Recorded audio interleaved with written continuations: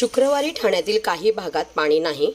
ठाणे महानगरपालिकेच्या स्वतःच्या योजनेच्या व मेस्टेम प्राधिकरणाकडून शुक्रवारी दिनांक 19 जानेवारी 2024 सकाळी 9 वाजल्यापासून ते शनिवार दिनांक 20/1/2024 असा 24 तासांचा शटडाऊन घेण्यात येणार आहे.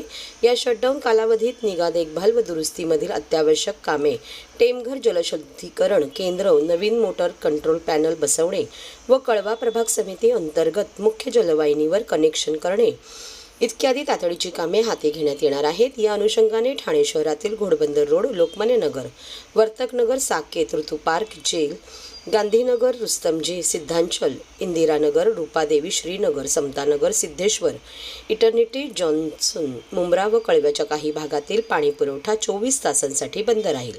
वरील शटडाऊनमुळे पाणी पुरवठा पूर्वपदावर येईपर्यंत पुढील 1 ते 2 दिवस कमी दाबाने पाणी पुरवठा होण्याची शक्यता आहे. तरी नागरिकांनी पाण्याचा योग्य तो साठा करून ठेवावा व महानगरपालिकेस सहकार्य करावे असे आवाहन पालिकेतर्फे करण्यात आले आहे.